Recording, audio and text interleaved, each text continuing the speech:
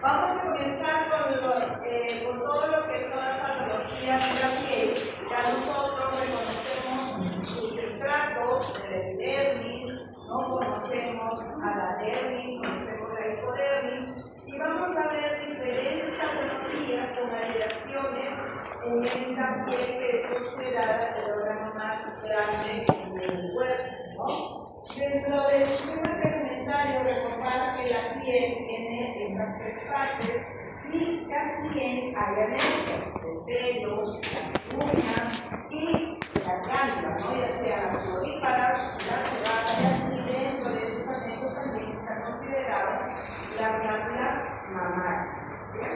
Entonces, la histología normal de la piel, nosotros ya hemos estudiado bastante y vamos nosotros a recordar todas esas estructuras que vamos a encontrar ahí para poder establecer las lesiones que se van a presentar, tanto lesiones inflamatorias, lesiones malignas, ¿no? Como las mielinas, etc.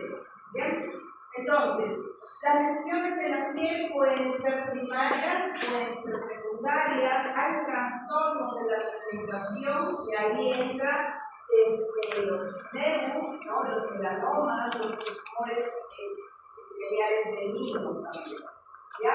Para eso nosotros tenemos que relacionarnos, establecer o mejor dicho, entender esta definición, ¿no? Y algunas nosotros la conocemos, por ejemplo, ya sabemos que es keratosis, ¿no? Ya sabemos la parakeratosis, que es una queratinalización anormal, donde vamos a encontrar que hay persistencia del núcleo de estas células en el estrato córneo, ¿no? La hipergranulosis, que es el engrosamiento del estrato granuloso, o la gandosis, que ya sabemos, papilomatosis también, porque estas definiciones las hemos estado tomando también en evaluaciones para que ustedes sepan que es lo que lo vamos a ir nombrando, ¿no? O mencionando, ¿no? Entonces, todas estas definiciones tienen que ustedes conocerlas para poder describir las alteraciones que vamos a encontrar en estas lesiones a nivel de la piel, ¿no? Tenemos lesiones que vamos a nosotros poder observar macroscópicamente, ¿no? Por ejemplo, nosotros podemos ver una roncha, podemos ver una mácula, podemos ver una pápula, ¿no? Una piel que se comienza a descamar, como por ejemplo, ¿en qué patología que ya hemos visto hay descamación de la piel?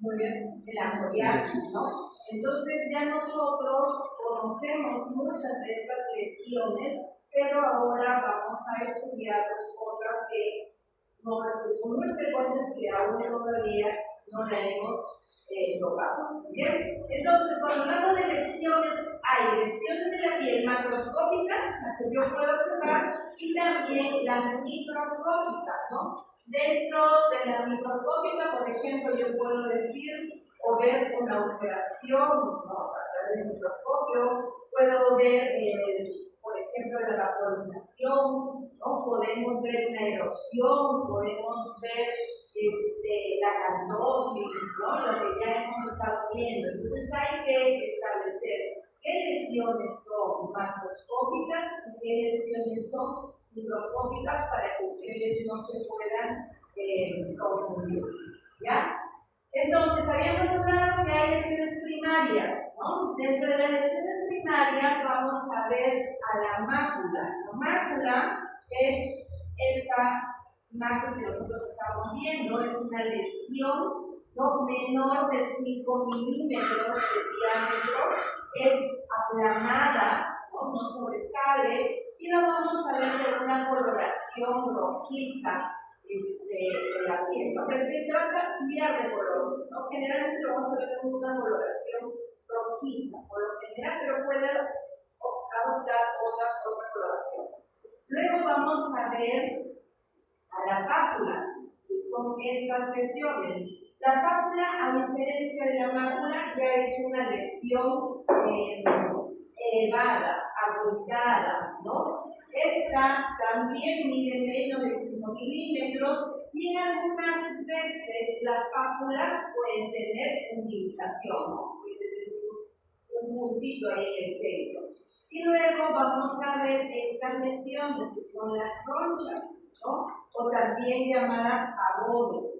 Estas lesiones van a ser también protuberantes, no son aplanadas, pero no son tan elevadas, ¿ya? El tamaño y la forma es variable y generalmente está rodeada por edema, ¿ya? Y por lo general es pruriginosa, pica. Yo creo que a todos los que estamos acá en algún momento nos ha salido una cosa, ¿no? Y ya la conocemos. Luego nosotros vamos a ver también que dentro de las lesiones primarias tenemos a los nódulos, pero ya un nódulo se va a caracterizar porque el tamaño va a ser mayor de 5 milímetros, una elevación también redondeada, pero es importante establecer el tamaño para poder hacer la clasificación de ellos. Luego vamos a tener un tumor, ¿no? Por ejemplo, acá estamos viendo un tumor que es una masa sólida, no inflamatoria, protuberante y generalmente puede ir creciendo.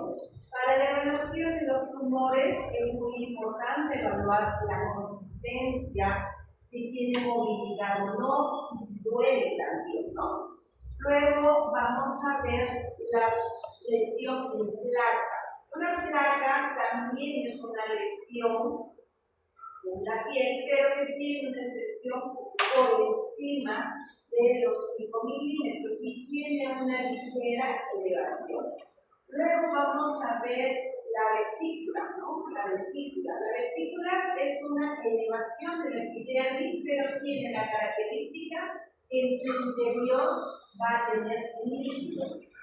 Y por último, tenemos estas lesiones más grandes que asemejan a las vesículas, pero tienen la característica de ser de mayor tamaño, y estas son las bolias, ¿no? Estas bolias tienen líquido en su interior, son más grandes, ¿no? Más grandes que estas vesículas. Entonces estamos viendo que el tamaño es muy importante para establecer la denominación de estas lesiones primarias. ¿Okay? Luego tenemos a las lesiones secundarias. Por ejemplo, tenemos a la pústula. La pústula es una lesión elevada en la cual en su interior vamos a encontrar contenido purulento, ¿no? Por lo tanto, ese contenido es medio amarillento, ¿no? Luego tenemos a las escamas, que va a ser especias del estrato córneo, ¿no? Donde vamos a ver que la piel se van a eliminar o se van a desprender láminas blanquecinas o grisáceas. Luego tenemos aquí, por ejemplo, la costra, que se va a formar por solidificación de la sangre, del suero o del pus, ¿no? Entonces vamos a tener una lesión, una herida que va a sangrar, y esa sangre que va a quedar ahí después de la coagulación se solidifica y se va a generar la costra. Pero si yo tengo, por ejemplo, una vesícula o una bulla en la cual sale, no es como una ampolla que sale el líquido, ese líquido, ese suero que sale de ahí también se va a solidificar y me va a dar pase a la formación de la costra. Por lo tanto, la costra, dependiendo de su contenido, va a tener diferentes coloraciones, ¿no? Y luego vamos a ver la fisura, que es una grieta pequeña que se va a producir a nivel de la epidermis o de la dermis. Y la lignificación es una piel engrosada que generalmente se va a producir por una fricción constante, ¿no? Entonces, constantemente estamos haciendo una fricción y esta se va a engrosar, esta piel que se va a engrosar y a eso se le llama lignificación. Bien. También tenemos las escoriaciones o erosiones, donde se va a romper a esta epidermis de manera lineal. Generalmente esta pérdida del tejido suele afectar solamente hasta la dermis, no deja una cicatriz, ¿no? Se cura fácilmente y esta puede presentarse de repente si yo rozo contra alguna superficie rugosa o de repente me pico un zancudo, me pica y me raspo fuerte y se produce esta escoriación. La cicatriz es la formación de un tejido que está reparando una lesión, que está reparando una pérdida de continuidad, que está reparando un tejido epitelial, ¿no? Ya conocemos las alteraciones que podemos tener en la cicatrización. Luego tenemos a la úlcera, ¿no? La úlcera que es una excavación en la piel por pérdida del tejido epitelial, ¿no? Generalmente va a afectar a epidermis, a dermis y en ocasiones, dependiendo de la profundidad, puede llegar hasta el hipodermis. Y la onicolisis, onicoide de la uña, va a corresponder a la separación de la placa a nivel del lecho interno. ¿Bien? Entonces vamos a ir viendo los trastornos. La mácula puede ser de varios tipos. Podemos tener una mácula eritematosa, ¿no? Una mácula rojiza. Podemos tener máculas purpúreas, ¿no? Como puntos rojos, como vemos en esta imagen. Podemos tener una mácula pigmentaria hipercrónica, que generalmente se va a producir porque se va a depositar una cantidad excesiva de melanocitos. A estas máculas pigmentadas hipercrónicas también nosotros las podemos conocer como las pecas o eféides y los lunares planos, ¿no? Y la mácula pigmentaria hipocrómica es la disminución o la ausencia de la melanina, ¿no? Hay una coloración más clara de la tonalidad de la piel del paciente. Dentro de los tumores benignos, dentro de los tumores epiteliales benignos, tenemos la queratosis seborreica, ¿ya? Generalmente la aparición de esta queratosis seborreica es en personas de edad mediana, ¿no? O en adultos mayores. Suelen surgir de manera espontánea, se van a presentar a nivel del tronco, de las extremidades, del cuello, de la cabeza, y estas suelen presentarse en cantidad numerosa, ¿ya? Estos lo vamos a observar como lo vemos aquí en las imágenes, ¿no? Como lo vemos ahí, como unas placas de forma redondeadas o aplanadas, y estas van a variar de diámetro, de tamaño, ¿no? Entonces nosotros podemos ver algunas que son redondeadas, algunas que son aplanadas y de tamaños diversos.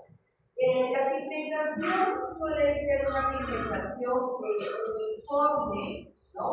Y la coloración por lo general pues, es una coloración de la misma tonalidad de la piel, ¿no? Puede ser un poco más clara o más oscura, y la superficie que va a tener es una superficie media granular, ¿no? O aterciopelada. Cuando se hace la observación con una lupa, se va a ver pequeños orificios de forma redondeada, ¿no? Con queratina, y esta característica nos permite diferenciarla de otras lesiones pigmentadas del melanoma. Entonces, esta queratosis seborreica desde el punto de vista histopatológico, lo vamos a encontrar pues como lesiones exotípicas, ¿no? Ya nosotros sabemos más o menos cómo es la presentación de una lesión exotípica, ¿no? Es una lesión hacia la externa, hacia que va a ser para afuera, digamos, ¿no? Entonces, esta va a estar delimitada respecto al epidermis, ¿no? Y se van a observar como láminas pequeñas que se van a parecer mucho a las células basales de la epidermis, ¿no? O sea, tiene un aspecto basaloide. En algunos casos, la pigmentación de la melanina va a ser variable, ¿no? Puedo encontrarla con mayor intensidad o menor intensidad, ¿no? Entonces, mi color que puede tener es un color marrón claro o marrón oscuro, ¿no? Aquí nosotros vamos a ver en esta zona la hiperkeratosis, ¿no? Que esta se va a caracterizar porque vamos a encontrar un aumento de ese estrato. ¿Bien? Y en algunos casos se puede encontrar algunos quistes, como estamos observando aquí, que dentro de ellos vamos a encontrar queratina, ¿no? Entonces, esa es la característica de la queratosis seborreica. La acantosis nigricans, que es diferente cuando nosotros nos referimos a la acantosis en la piel. En este caso, acantosis nigricans se va a referir a una coloración aumentada de algunas zonas de la piel, ¿no? Que está en relación a la resistencia a la insulina. Generalmente, esta acantosis nigricans vamos a encontrarlo a nivel de la parte posterior del cuello, ¿no? Zona occipital, a nivel axilar, ¿no? Y lo vamos a ver también en personas obesas, en personas que aumentan de peso, sobrepeso o obesidad, vamos a encontrar esa coloración, ¿no? Esa coloración que se asocia, vuelvo a repetir, a la resistencia a la insulina. Podemos encontrar en esa piel hiperpigmentada un engrosamiento también de esta piel con ese aspecto aterciopelado y lo vamos a dividir también en dos tipos de acuerdo a la función del trastorno adyacente que lo va a producir, ¿no? En la mayoría de casos lo vamos a asociar a trastornos de tipo benigno, ¿ya? Al tipo benigno. Vuelvo a repetir, es más frecuente verlo en los pacientes que tienen obesidad y diabetes mellitus. En algunos casos lo vamos a asociar al cáncer, pero es en menor frecuencia, sobre todo asociados con los adenocarcinomas intestinos. Histológicamente, la acantosis nigricans lo vamos a ver así, ¿no? Esta se va a caracterizar porque a nivel de la epidermis, ¿no? A nivel de la epidermis, y de estas, miren estas papilas dérmicas, ya nosotros estamos viendo que hay agrandamiento de esas papilas dérmicas. ¿Cómo puedo yo decir que hay agrandamiento de las papilas dérmicas? Los papilomatosis, ¿no? Ya nosotros decimos que hay presencia de papilomatosis, ¿no? Y miren, estas van a ser de forma ondulada, ¿no? Profunda, que hace que esta epidermis la veamos más engrosada de lo normal, ¿no? Podemos encontrar grado variable de hiperplasia junto con la hiperkeratosis y una ligera hiperpigmentación a nivel de las capas basales, como estamos viendo, ¿no? Es un aumento de la coloración a nivel de esta capa basal. Luego tenemos la queratoacantoma. Esta generalmente va a salir macroscópicamente Básicamente lo estamos viendo como una tumoración redondeada, ¿no? Sale mayormente a nivel de la cara. Ese crecimiento rápido lo podemos observar muy parecido al carcinoma de células escamosas. Tiene una presentación más en el sexo masculino, a diferencia del femenino, y esta va a aparecer en zonas de piel expuesta al sol, ¿no? Luego tenemos los antomas. Macroscópicamente lo vemos como pequeñas tumoraciones grasas que se van a localizar por debajo de la superficie cutánea, ¿no? El diámetro va a estar entre los 7.5 centímetros aproximadamente y se van a asociar a trastornos del metabolismo lipoproteico, ¿no? Aunque estos también suelen aparecer cuando tenemos a pacientes con obesidad, ¿ya? Pues esa es la característica que vamos a ver. Y a nivel histológico o histopatológico vamos a encontrar estos van a estar formando agregados, ¿no? Con células de aspecto espumosa, porque son células con los plasmas claros, y que se van a encontrar sobre todo a nivel de la dermis superficial. Rara vez van a penetrar hasta la dermis reticular. Luego, las patologías que están en relación a los trastornos de los melanocitos, que ya sabemos que el melanocito va a dar la coloración, vamos a ver que hay trastornos que van a tener mucha melanina y otros pocos, ¿no? Dentro de estos trastornos de los melanocitos tenemos al vitiligo, tetas, melasma, léntigo, los nervios melanocíticos, los displásicos y el melanoma maligno. Bien, el vitiligo, como vemos en la imagen superior, es una enfermedad autoinmune en la que se va a destruir los melanocitos y si no están los melanocitos que producen la melanina, entonces va a haber una pigmentación no disminuida, va a haber una hipopigmentación, va a perder esa pigmentación.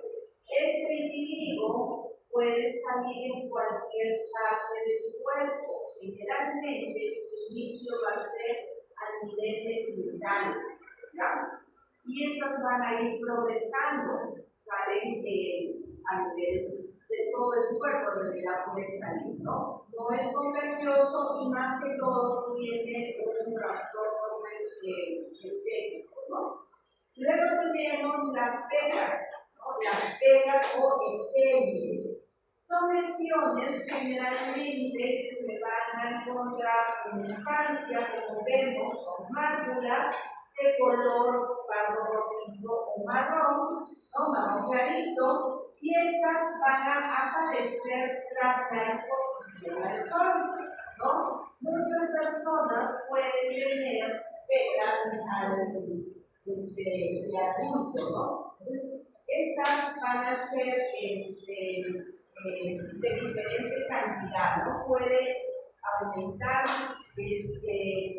cantidad de presentación de las pecas, pero va a estar en relación a la exposición del sol. Luego tenemos al melasma. ¿Ya? Melasma también se conoce como cloasma o máscara de embarazo, ¿no? ¿Por qué máscara del embarazo? Porque en el embarazo suelen aparecer estas manchas en la cara, ¿no? Que posterior al parto estas se van a desaparecer. Esta es una hipermelanosis que se va a adquirir en las zonas expuestas al sol por una sobreproducción de la melanina y que se va a ver aumentado con el aumento de las hormonas, por eso que en el embarazo suele aparecer en la mayoría de las mujeres embarazadas. Luego tenemos al léntico, que es una mancha aplanada, marrón oscura a negra, que va a aparecer en la piel, sobre todo también en las zonas que se exponen al sol. Los nervios, ¿no? Los nervios columnares. El nervio melanocítico es una lesión congénita de la piel, ¿no? El nervio son lesiones congénitas. Muchas veces podemos tener lunares que se van a sacar del papá o de la mamá, ¿no? Dicen, ese lunar lo tiene el papá, el mismo sitio, las mismas características, ¿no? Porque pueden entender este contexto. Luego vamos a tener los nervios melanocíticos, que estas van a ser adquiridas, ¿ya? En el caso de los nervios, hay diferentes clasificaciones de acuerdo a dónde se van a presentar o de dónde están encontrando a estos nervios, ¿ya? Generalmente la coloración va a variar, puede ser de un color marrón claro hasta más intensa, miden menos de 6 milímetros, ¿no? Y estas pueden ser aplanadas o con formación de una elevación de bordes bien definidos. Dentro de los trastornos de los melanocitos, vamos a ver que los nervios van a tener variantes. Podemos encontrar nervios congénitos, que les había comentado, podemos ver algunos nervios azules, podemos ver algún nervio con algún halo, ¿no? Y algunos nervios pueden tener la característica de ser displásicos. El nervio melanocítico pueden ser de diferentes tipos, como había comentado, ¿no? De acuerdo a la ubicación, cómo lo vamos a encontrar. Tenemos a los nervios de la unión, ¿no? Los nervios de la unión son nervios que se van a encontrar en la capa basal y van a estar también a nivel de la dermis superficial, ¿ya? Entonces, este nervio, ¿no? De la unión lo vamos a encontrar con esa característica, ¿ya? Mientras que vamos a tener nervios compuestos donde vamos a encontrar a estas células néricas, ¿no? Formando nidos, ¿no? Lo vamos a encontrar agrupadas, pero que lo vamos a encontrar tanto a nivel de la epidermis como en la dermis, ¿no? Que vemos formando nidos, ¿no? Redondeados en la dermis, y si encontramos también en la epidermis, se le va a denominar un nido compuesto. Ya generalmente estas van a ser versiones elevadas, ¿ya? Luego tenemos los nervios intradérmicos, donde todas las células las vamos a encontrar a nivel de la dermis. Y generalmente la presentación macroscópica es en forma de pápula, pero en algunas veces se puede ver como nódulos elevados. Luego vamos a tener a los nervios displásicos, en la cual vamos a encontrar células atípicas, ¿no? Ya si estamos hablando de una displasia, vamos a ver atipicidad, ¿no? Y estos pueden estar a nivel de la dermis papilar y encontrar también una reacción inflamatoria alrededor de ella. Pues acá nosotros vemos la progresión de los nervios que van a ir avanzando con el tiempo, ¿no? Ya sabemos nosotros que los nervios tienen que ser vigilados porque se pueden malinizar, ¿no? Entonces acá nosotros vemos características histológicas de estos nervios. Este nervio, por ejemplo, lo vemos tanto en la dermis superficial como en la epidermis, que es lo que se denomina dermis de la unión, ¿no? Acá, en la otra imagen, nosotros estamos viendo nervios, ¿no? Células néricas agrupadas en la dermis, ¿no? Por lo tanto, pues estas van a ser ¿no? Los neurosis clásicos están asociados a la exposición prolongada del sol. Vamos a ver lo que tiene un tamaño mayor de 5 milímetros, son máculas aplanadas, ¿no? Son más grandes, son grandes que generalmente los lunares son de tamaño pequeño, pero en el caso de neurosis clásicos va a tener mayor tamaño, va a tener bordes irregulares, coloración variable, ¿no? Donde vamos a ver distintas tonalidades en el mismo lunar, ¿no? Y esas tienden a malignizarse y convertirse en un melanoma, ¿no? El melanoma maligno. Entonces, hay que tener en cuenta, sobre todo en aquellos pacientes que tienen antecedentes familiares de melanoma. Entonces, acá en esta imagen ya podemos nosotros observar esos cambios que se pueden producir, pero es muy importante estar siempre en observación de los dedos para esos cambios, ¿no? Esos cambios que se van a ir presentando de acuerdo al tamaño, los bordes, las coloraciones, etcétera, ¿no? Para ver si crecen, si saltan, si pican, etcétera.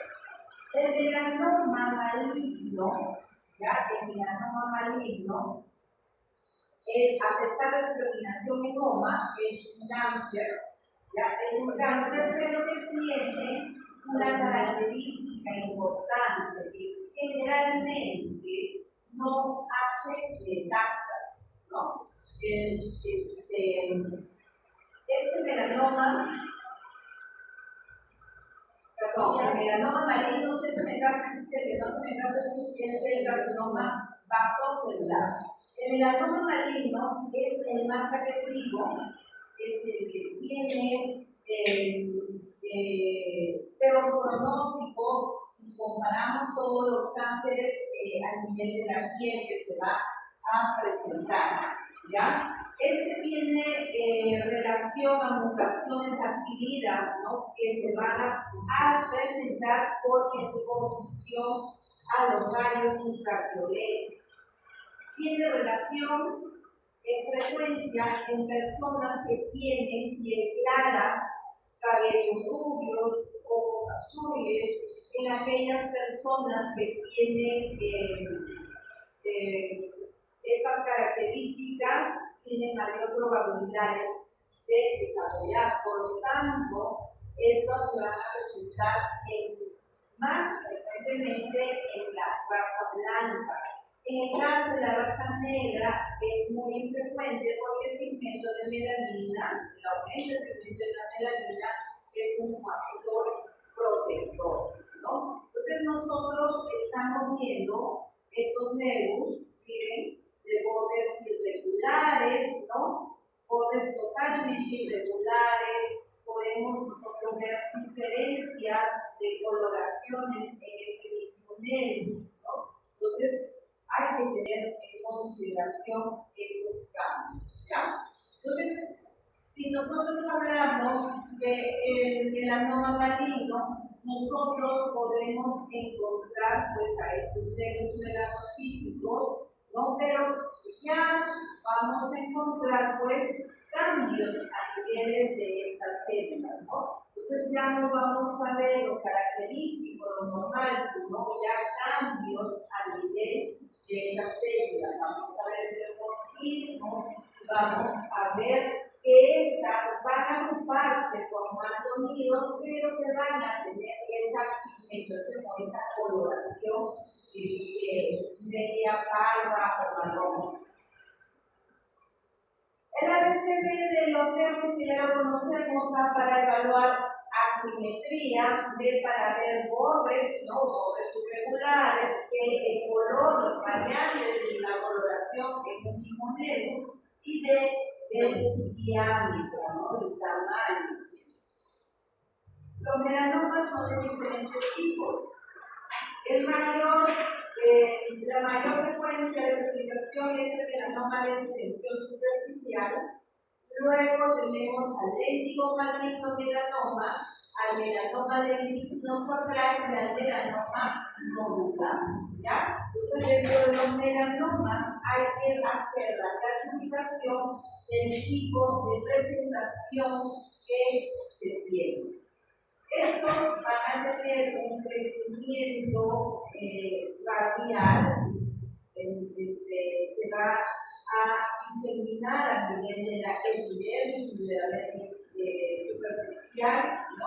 Y cuando estos van a avanzar, van a comenzar a infiltrarse, se van a ir más hacia la profundidad, se podemos encontrar la dermis profunda, ¿no? En la endodermis, y a eso se le llama un crecimiento de tipo vertical, ¿no? Porque va avanzando. El melanoma se puede estadiar, ¿no? Mediante la escala de Claude de acuerdo a la profundidad que está llegando, ¿no? Si hablamos de un nivel 1, esto solamente lo vamos a encontrar a nivel de la epidermis, ¿no? No ha roto esta membrana ni circuito aquí nada más. Un nivel clave 2 es que ya va a atravesar la membrana basal y lo voy a encontrar a nivel de la dermis superficial. Un nivel 3 es que ya esta invasión ha superado la dermis superficial y está tocando ya la dermis profunda. Un nivel 4, ¿no? Es que ya avanzó más hacia la dermis reticular, ¿no? Y el nivel 5 es que ya toca a la hipodermis. Estos niveles nos van a ayudar sobre todo pues, para ver también los pronósticos, ¿no? Pero así como hay una escala de Claude, también tenemos otra escala que es la de Breslow, que también le va a evaluar la profundidad de la invasión, pero en milímetros, ¿no? Se puede usar cualquiera de estas dos escalas para estadiar. El tratamiento es quirúrgico, hay que quitar ese melanoma, ¿no? Y siempre dejar marcas de resección. O sea, ¿qué quiere decir? Se va a quitar también piel sana, ¿no? Se va a extraer piel sana también para garantizar que se está quitando todas las células neoplásicas. La metástasis que va a dar este tipo de cáncer, de melanoma, generalmente el 50% va a dar metástasis, sobre todo cuando las lesiones son de mayor tamaño, no más de 4 milímetros tienden a ser metástasis. La metástasis puede irse al tejido celular subcutáneo, puede irse a pulmones, a meninge, al hígado, a glándulas suprarrenales, etc. Luego tenemos esta otra patología, la queratosis actínica. Es una patología que se considera premaligna, donde vamos a ver macroscópicamente estas lesiones a manera de pachitos, ¿no? Porque son duras, son la apariencia, pues, o sea, no es grande, bien duro, tiene una apariencia de cacho, como le decía, ¿no? El tamaño es menor de 1 centímetro de diámetro, suelen ser de esta coloración, ¿no? Marrones, rojizas, ¿no? Y esta característica, como lo repetí, es de ser dura y ser rugosa, ¿ya? Es rugosa. ¿Por qué se produce? Porque hay una producción de la queratina, ¿no? La queratina es nuestra producción de la queratina y va a producir pues esta queratosis actínica, ¿no? Cuerpo cutáneo también se va a presentar en zonas que se exponen al sol, ¿no? Por ejemplo, en cara, en brazos, ¿no? en las manos. Puede también aparecer en los labios de una manera normal, análoga en la cual se le denomina cheilitis actínica, con la misma característica de ser dura y ser rugosa, ¿no? De consistencia rugosa. Entonces, histológicamente, vamos a ver que va a haber atipia en las capas de la epidermis, la cual va a estar asociada a una hiperplasia de las células basales, ¿ya? Entonces, va a haber una hiperplasia, un aumento de las células basales y la dermis superficial va a estar adelgazada, ¿ya? En esas células basales, si hay una proliferación, las células van a ser atípicas. Estamos hablando de una patología premaligna. Las van a ser atípicas, lo podemos encontrar como estamos observando acá, y si lo queremos describir, su citoplasma es acidófilo, ¿no? El medio rosado, ese citoplasma que estamos nosotros observando ahí. Pueden observarse también puentes intercelulares, ¿no? Y a nivel de la dermis superficial, lo que se va a encontrar son fibras elásticas engrosadas, ya engrosadas. Va a haber abundantes fibras elásticas engrosadas y en el estrato córneo nosotros lo vamos a ver también engrosado, ¿no? Este es el caso que le va a estar engrosada y vamos a ver que se va a conservar a nivel de este estrato las células núcleos, ¿no? Ahí ya deberíamos las células ampliadas. Luego tenemos el carcinoma escamoso, también llamado espinocelular, ¿no? Este carcinoma escamoso se va a caracterizar porque va a haber una proliferación anormal de los queratinocitos.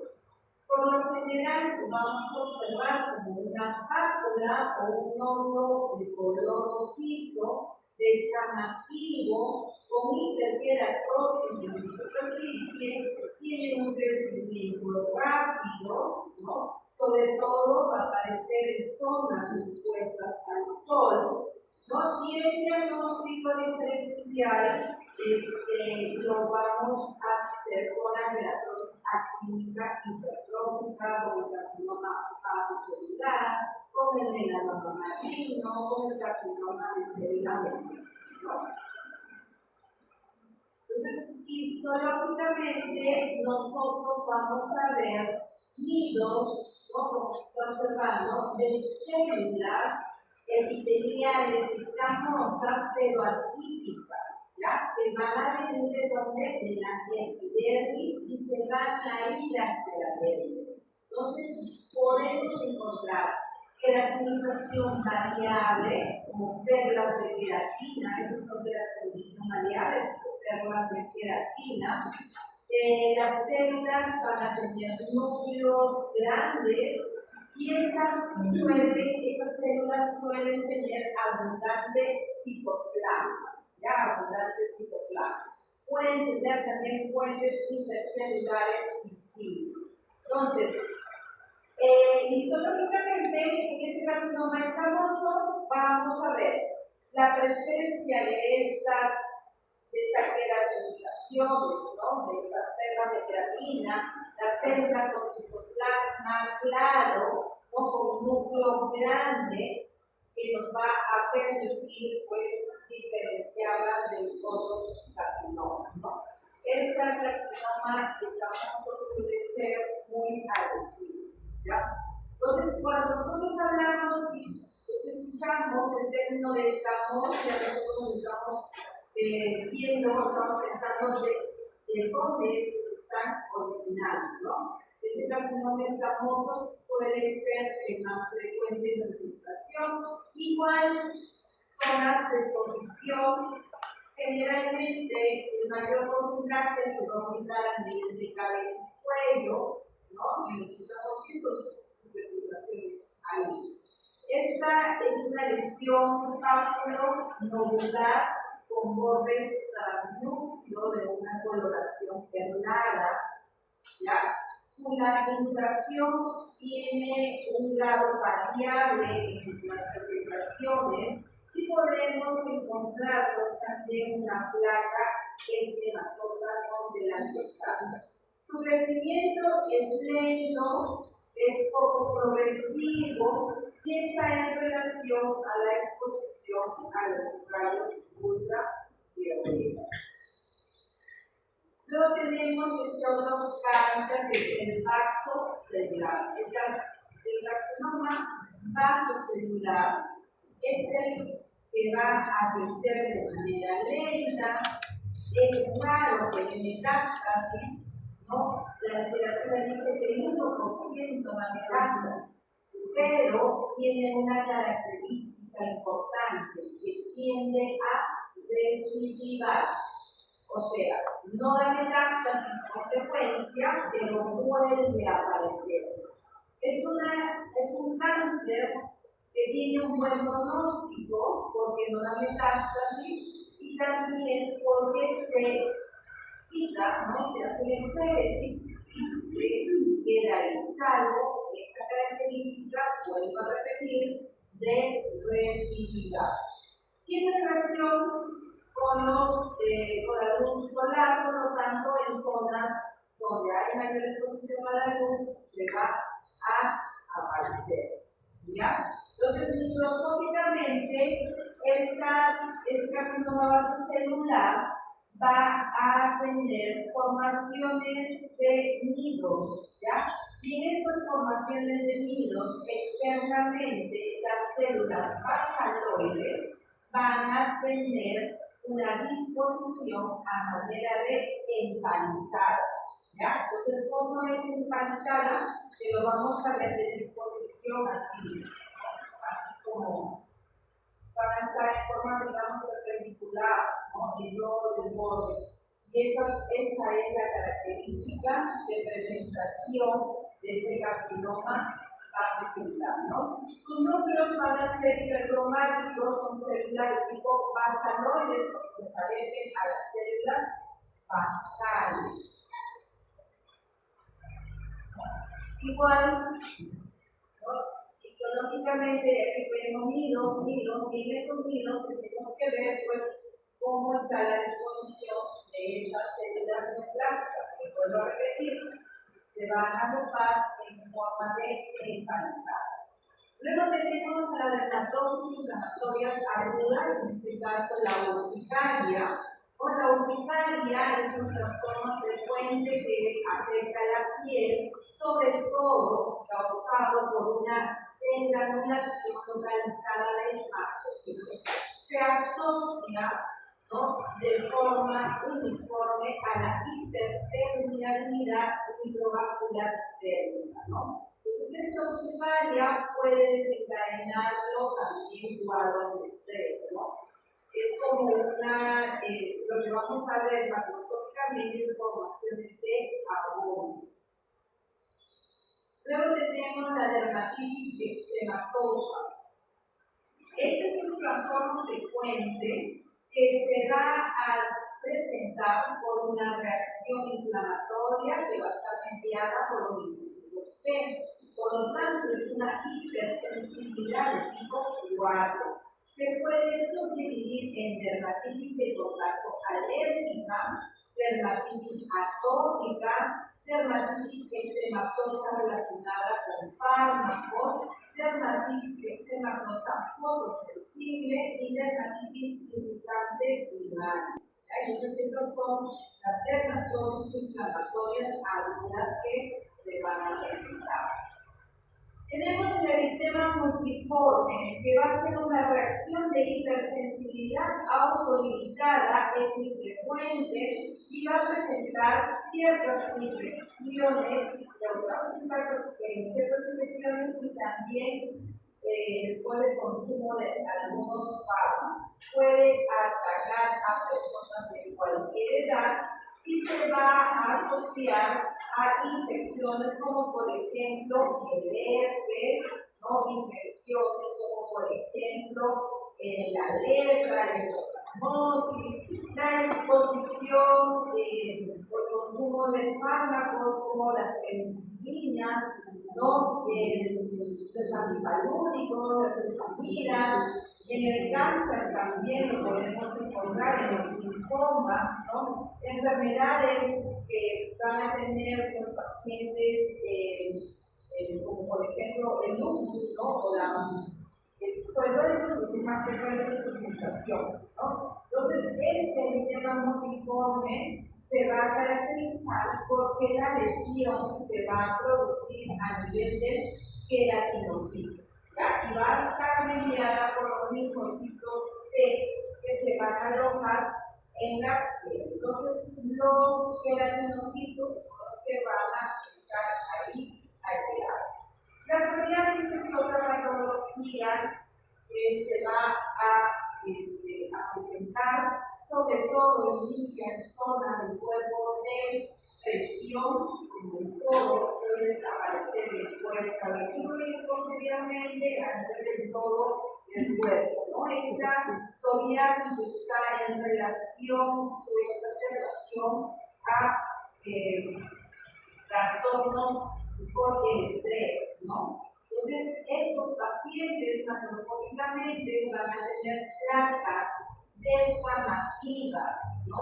Que cuando se descaman van a dejar las zonas con hemorragia pequeña, ¿no? Estos pacientes también pueden presentar artritis psoriásica, ¿no? Que se va a presentar como una complicación de esta psoriasis. La dermatitis seborreica es una inflamación crónica también donde vamos a encontrar pues, que su etiología es desconocida, ¿ya? Pero se relaciona con una dermatitis seborreica, ¿no? Entonces, el aumento de la producción del sebo va a estar en relación a la respuesta a los andrógenos.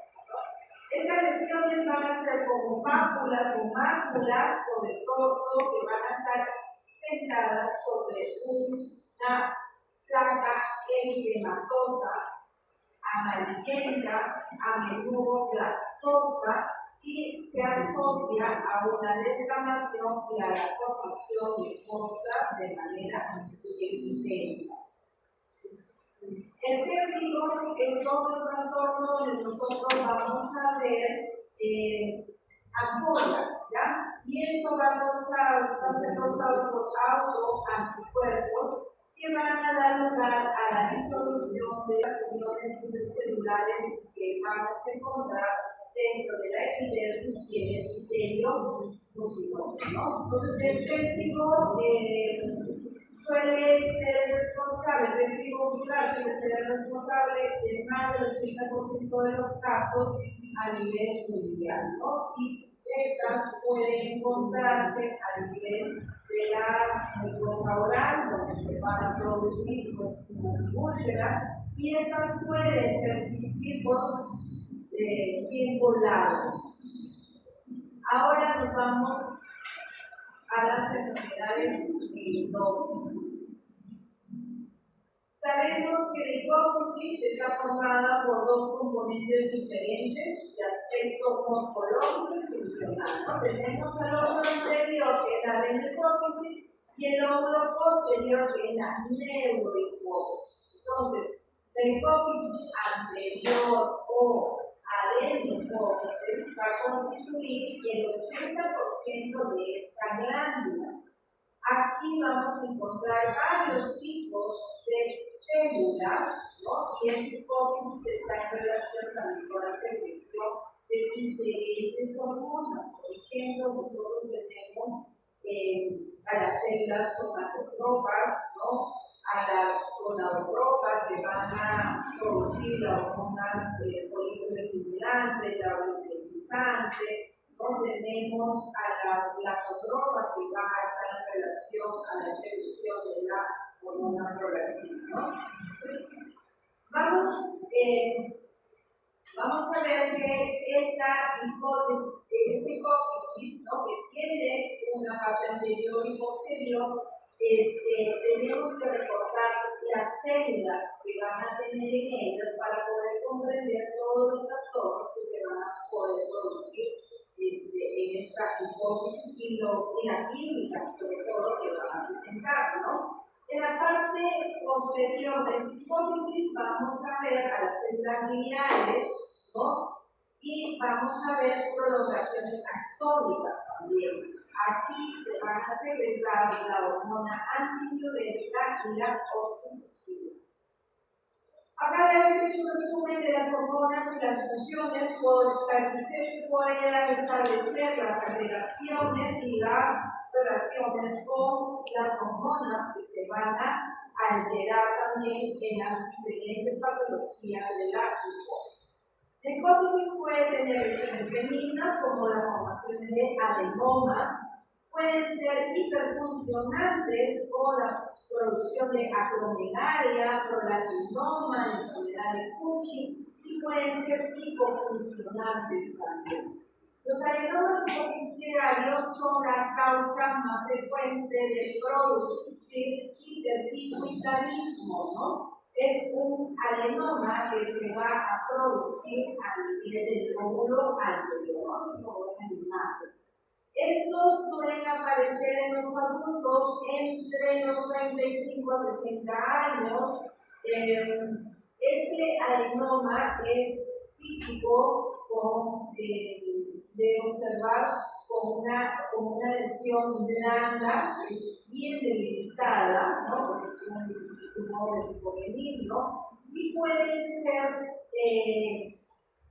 quedarse confinados cuando son de menor tamaño, cuando son pequeños. Acá nosotros vamos a ver la clasificación de los polinomas hipoficiales. Pueden clasificarse de diferentes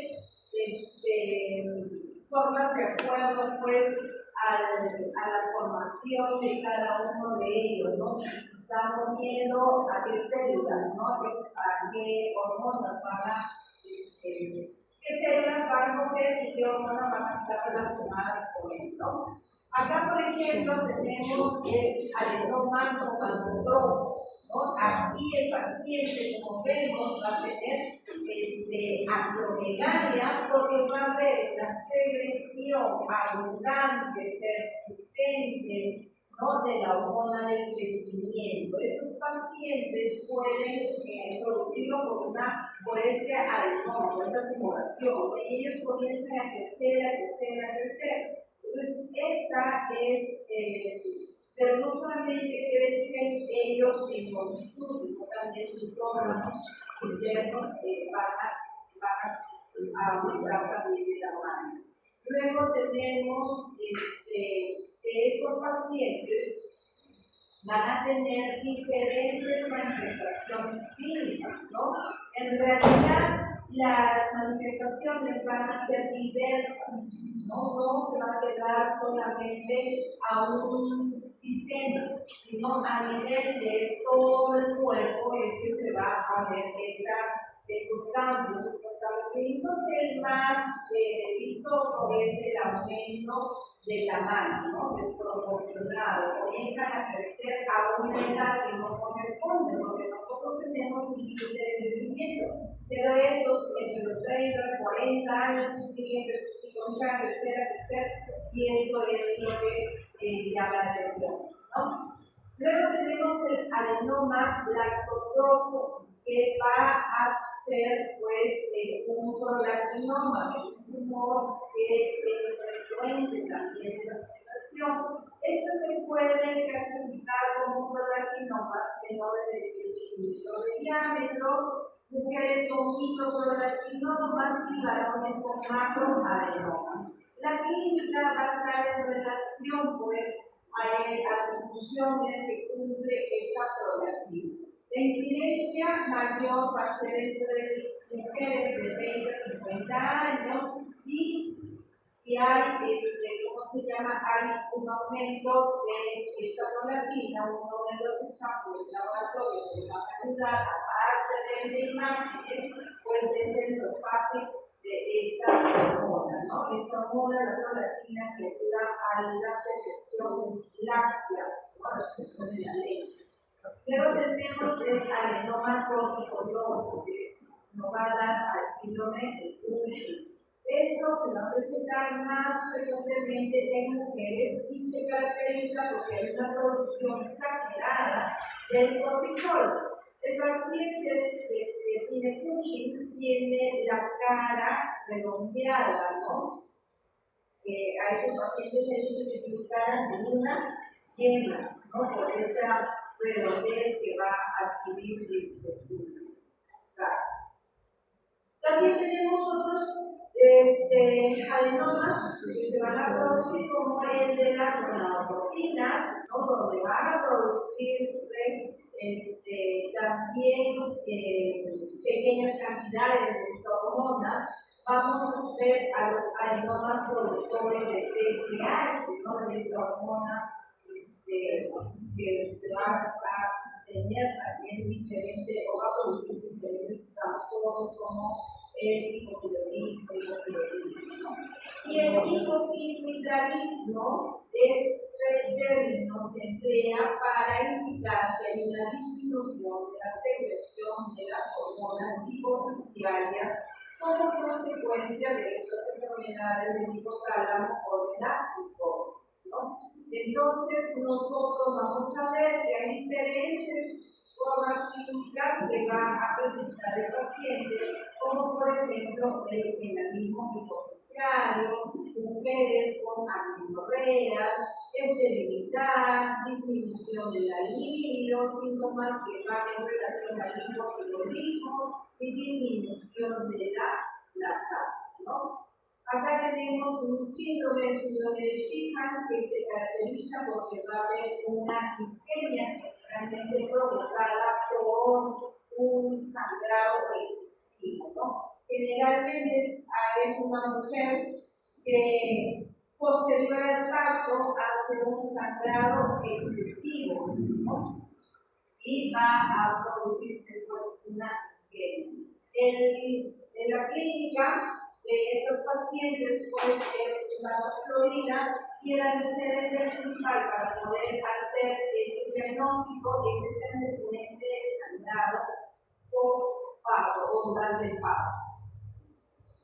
Luego tenemos a esta glándula tiroides, ¿no? Esta glándula que se encuentra en la parte anterior del cuello, tiene células filotropas, ¿no? Que van a liberar el TSH, que va a circular en respuesta a factores hipotalámicos.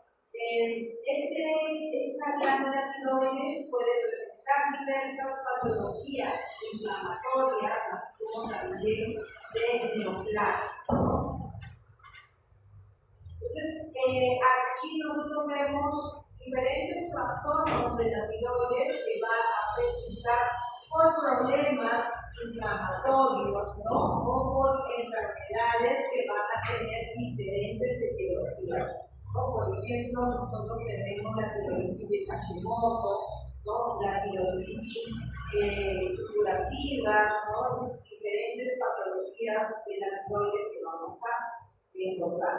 El hipertiroidismo es un estado hipermetabólico que va a ser causado porque hay un aumento elevado de las hormonas T4 y T3 libres, ¿no? Esta va a asociarse a una hiperfunción de esta glándula. Entonces nosotros podemos encontrar hiperplasia difusa de la tiroides que va a estar asociada a la enfermedad de Graves, ¿no? Aproximadamente es el 25% de presentación de todos los casos. Después tenemos el adenoma de tiroides hiperfuncional y el bocio multipodular hiperfuncional. Lo característico en este hipertiroidismo era el exotical, ¿no? Los ojos saltones, salidos que tenían estos pacientes, ¿no? Entonces, en el hipertiroidismo, nosotros vamos a ver diferentes manifestaciones clínicas, ¿no? Por ejemplo, nosotros vamos a encontrar en estos pacientes una piel rojiza, ¿no? Caliente, el paciente va a tener taquicardia, va a tener palpitaciones, va a tener una hiperactividad, va a tener dificultad para concentrarse, va a tener insomnio, va a tener esos ojos saltones, como les había dicho, ¿no? Y puede tener una tormenta tiroidea, un aumento de estas hormonas que va a ayudar a hacer el diagnóstico de estos pacientes. Los pacientes suelen tener sudoraciones profusas, ¿no? Comienzan a sudar excesivamente. El hipotiroidismo es todo lo contrario, ¿no? Se va a causar porque va a haber una alteración estructural que va a interferir con la producción de esta hormona tiroidea, ¿no? Entonces, esta puede ser de forma congénita porque hay una deficiencia endémica del yodo, ¿no? Puede ser de tipo autoinmunitario, que es la causa más frecuente, sobre todo en las zonas con suficiente cantidad de yodo, y puede ser iatrogénico, causado por ablación quirúrgica o por radiación. Generalmente los pacientes con hipertiroidismo, uno de los tratamientos es llevarlo al hipotiroidismo, ¿no? La tiroiditis de Hashimoto es una enfermedad autoinmunitaria que va a producirse por destrucción de la glándula tiroides y va a traer como consecuencia pues cambios también, ¿no? Estos pacientes macroscópicamente vamos a encontrar un tamaño de este órgano aumentado, ¿no? Su cápsula va a estar intacta de esta tiroides, ¿no? Va a estar intacta, pero vamos a ver separación entre la glándula y las estructuras adyacentes. Microscópicamente vamos a encontrar infiltrante inflamatorio a predominio de linfocitos, ¿no? Y células plasmáticas, y lo característico es la formación de centros terminales bastante desarrollados, ¿no? Imagínense, ¿por qué vamos a ver estas estructuras en la tiroides? No es normal que encontremos una tiroides ahí, ¿verdad? Entonces, el diagnóstico histopatológico va a ser microscópico cuando nosotros encontremos estos centros terminales, ¿no? En esta tiroides. La enfermedad de Graves es la causa más frecuente de hipertiroidismo endógeno. Se va a caracterizar porque va a haber hipertiroidismo, ¿ya? Va a haber oftalmopatía infiltrante y dermopatía infiltrante. Esto se va a deber a un problema de tipo autoinmunitario que se va a caracterizar porque va a haber producción de autoanticuerpos, ¿no? ¿Contra quién? Contra numerosas proteínas tiroideas. Macroscópicamente, vamos a ver la tiroides simétrica, ¿no? Pero con aumento de tamaño, que de esta va a conservar formas, ¿no? Lo vamos a encontrar agrandado, pero conservando la forma. Generalmente su peso va a ser por encima de los 80 gramos y el parénquima va a tener aspecto carnoso blando similar al del músculo. Microscópicamente vamos a ver una hipertrofia e hiperplasia de las células epiteliales foliculares, ¿no? Entonces, esta es la característica que vamos a encontrar. Ya si estamos hablando de hipertrofia, hiperplasia, ya nos vamos viendo que esos folículos tiroideos van a estar aumentados de tamaño. El borcio multinodular va a aparecer en la fase nodular, ¿no? Porque se forma nódulos. En el 50% de los casos se va a dar en pacientes que tienen borcio endémico o que vienen de estas zonas endémicas, ¿no? La presentación más frecuente es en las mujeres, ¿no? El bocio multinodular, como su nombre lo dice y como macroscópicamente lo vemos, es una tiroides con diversos nódulos que van a estar dispuestos en forma irregular, de tamaño variable, ¿no? Con un interior vamos a tener contenido coloide, que es de apariencia gelatinosa. Microscópicamente vamos a ver a estos folículos tiroideos con abundante sustancia coloide, ¿no? Y como hay abundante sustancia coloide, el epitelio de los folículos va a ser aplanado, ¿no? Porque va a crecer tanto que esas células que antes eran cúbicas se van a aplanar. Va a haber cambios degenerativos relacionados sobre todo con el presbicio. Luego, en el caso del cáncer de tiroides, vamos a tener diversos tipos de cáncer de acuerdo a las formas histopatológicas de presentación. Tenemos al carcinoma papilar, que va a formar papilas, al carcinoma folicular, al carcinoma de células de Kupffer, al carcinoma medular y al carcinoma anaplásico. El carcinoma papilar va a tener estas formaciones, ¿no? A manera de papilas, que se va a caracterizar porque va a tener un callo fibrovascular, que va a tener varias capas de células públicas, van a ser uniformes, bien diferenciadas, ¿no? Aunque algunos cánceres pueden tener células anaplásicas con bastantes variaciones, ¿no? Entonces, lo que nosotros vamos a ver son los núcleos con cromatina dispersa en un aspecto óptico claro o vacío. Por eso es que se le denomina los ojos de Anita, la huerfanita o Emilio esmerilado. Entonces, una de las características histopatológicas del carcinoma papilar es que las células tienen un núcleo, ¿no? Con cromatina dispersa que va a dar ese aspecto, ¿no? Ese aspecto de vidrio esmeralda.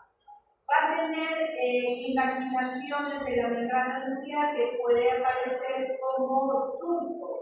Y el diagnóstico se va a basar en esas características del núcleo, ¿ya? El núcleo con cromatina dispersa.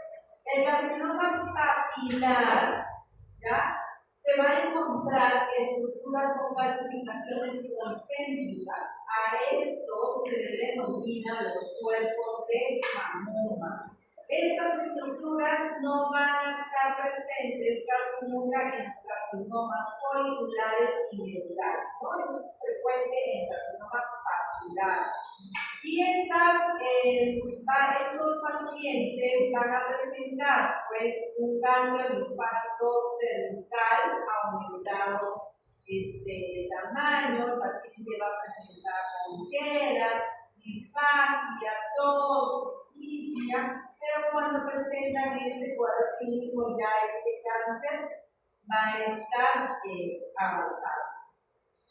El carcinoma folicular se presenta en mujeres entre los 40 y 60 años, tiene un tamaño mayor de 4 centímetros con mucha posibilidad de malignización, ¿no? Es poco frecuente, pero tiene la característica de ser agresiva. Se va a presentar como nódulos únicos, indoloros, bien circunscritos y ampliamente infiltrativos. Generalmente tiene poca frecuencia de invasión linfática, pero la diseminación va a ser a nivel hematógeno, ¿ya? Va a dar metástasis a hueso, a pulmón, a hígado y a cualquier otro órgano. El pronóstico va a depender de la invasión que se encuentre al momento de su diagnóstico. Macroscópicamente, esta glándula va a tener una coloración grisácea amarilla, ¿no? Y en ocasiones se le puede ver de manera translúcida por la presencia de folículos grandes llenos de esta sustancia color. puede encontrarse foco de calcificación también.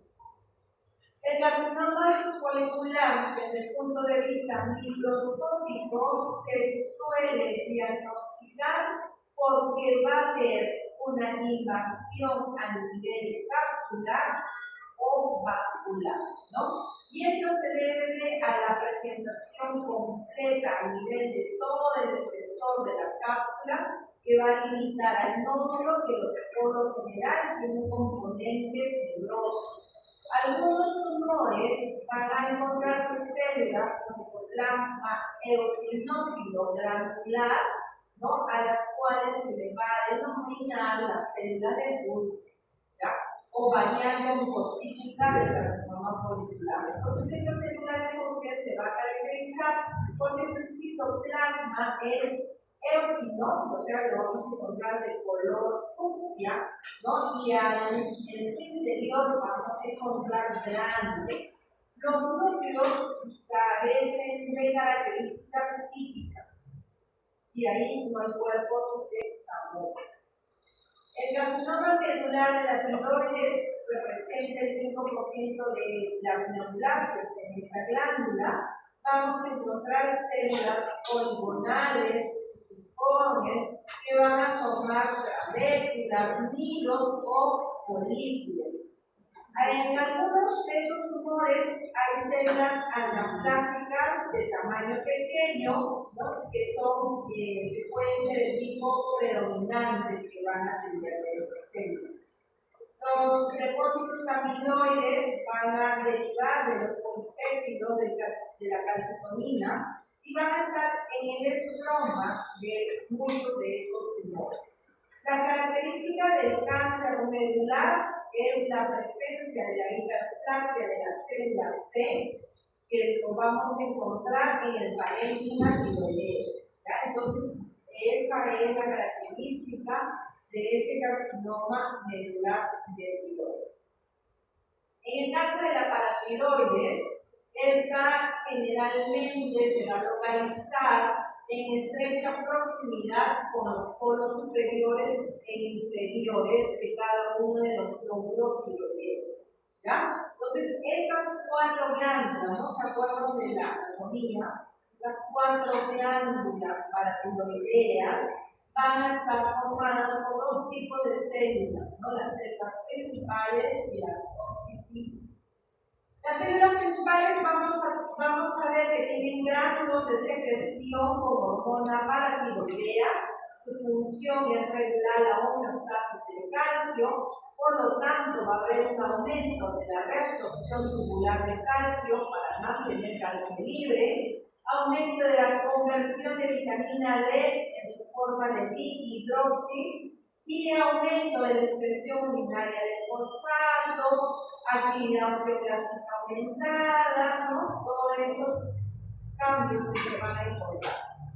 En el hiperparatiroidismo, que es un trastorno frecuente que causa importante aumento, ¿no? Del calcio, hay una hipercalcemia que va a producirse por una hiperfusión, ¿no? Como por ejemplo la presencia de adenomas o de hiperplasias primarias o carcinoma tiroideo, ¿no? El mayor porcentaje de presentación es a nivel del adenoma, ¿no?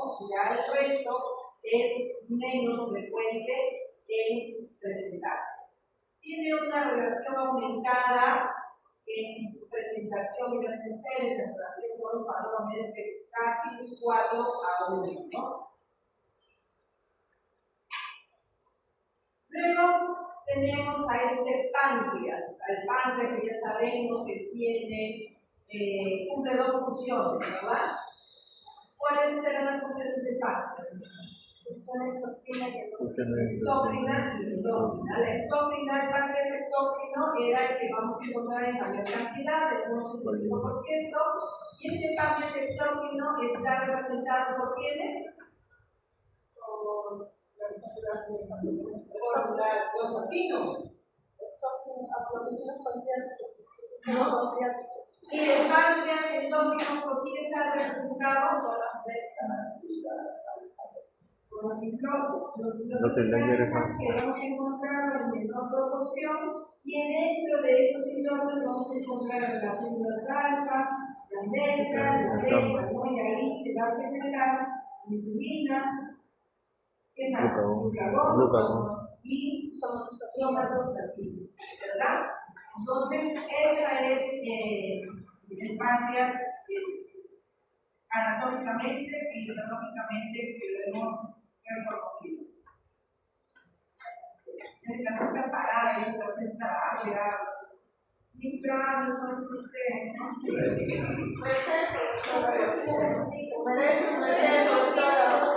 Aquí acabamos. Y ya vamos 9:30. Creo que ya falta poco. Imagínense ustedes que están cansados, yo creo que mi garganta ya está. ¿Ya? Entonces, cuando ya nosotros conocemos bastante sobre la diabetes, ¿verdad? Que la diabetes se va a caracterizar o se va a clasificar en qué? Tipo 1 y tipo 2. Tenemos la diabetes tipo 1, insulino dependiente, ampliamente jóvenes, menor frecuencia se puede presentar en adultos. La diabetes tipo 2 más frecuente en adultos, pero también se presenta en niños. Tenemos la diabetes estacional, ¿no? Entonces, cuando hablamos de diabetes, tenemos bastantes formas de hacer el diagnóstico. Dentro de ellos tenemos la glucosa mayor a 126, tenemos una glucosa al azar. Una glucosa al azar es cuando yo le tomo ahorita a cualquiera, y si este está por encima de 200, es un indicador que hay también en el entorno, ¿no? Tenemos la breve tolerancia a la glucosa, de sobrecarga oral a la glucosa. Y cuando tenemos valores por encima de 200 ya está alterado, ¿no? Tenemos la hemoglobina glicosilada, que cuando se encuentra más del 6.5% también está alterado, y hay que comenzar a hacer una historia clínica, ver los antecedentes del paciente, todo eso, ¿no? Entonces, cuando hablamos de diabetes mellitus, vamos a hablar de la alteración del páncreas, ¿no? ¿Por qué? ¿Por qué del páncreas? Porque ahí está en los islotes, las células que van a producir la insulina, ¿no? Entonces, nosotros podemos ver histológicamente que hay una reducción del número y del tamaño de los islotes, ¿no? Porque es bien ahí los islotes están. ¿Qué células habíamos dicho? Pero la que está en relación con la insulina, la beta-glucana. Entonces, cuando hay alteración de los islotes y se va a reducir el número, ¿no? Por estos pacientes van a desarrollar diabetes. Por eso que todas las alteraciones a nivel del páncreas van a producir diabetes. Por ejemplo, las pancreatitis, ¿no? La pancreatitis se va a caracterizar porque va a haber dolor, también va a haber inflamación, diabetes, ¿no? Igual que en la neoplasia. Entonces, cuando solamente, bueno, vamos a ver también un sistema inflamatorio a nivel de estos islotes, ¿no? Como vemos acá, ¿no? Entonces, eso es lo característico que se va a encontrar. Cuando hay alteración de estos islotes, vamos a encontrar pues a pacientes que van a desarrollar diabetes mellitus. Por eso es que hay que ver la causa, ¿no? Si bien es cierto, la mayoría es por alimentación inadecuada o abundantes hidratos de carbono, pero también podemos tener diabetes que se van a producir por autoanticuerpos o secundarias a otras patologías. Ya, por ejemplo, una de las causas, el hipotiroidismo, también puede hacer que el paciente desarrolle diabetes. Las glándulas suprarrenales, ya sabemos que son órganos endócrinos, que están encontrados en los pares a nivel de la corteza y de la médula, ¿no? En la médula suprarrenal, que va a estar formada por células promactines que van a sintetizar y secretar la catecolamina, ¿no? La renalina.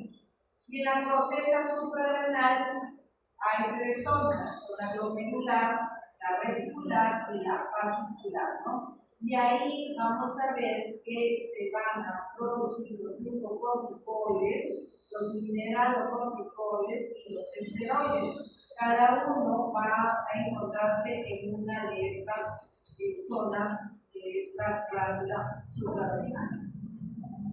El síndrome de Cushing, que ya lo habíamos visto, lo habíamos tocado así rápidamente, se va a producir cuando hay un aumento de la hormona del cortisol, ¿no? Tanto que ahora escuchamos bastante el cortisol, ¿no? Las personas que están estresadas tienen el cortisol aumentado y tienen esto, ¿no? Entonces, el cortisol va a producir este síndrome, ¿no? Cuando está en cantidades demasiadas y prolongadas, ¿no?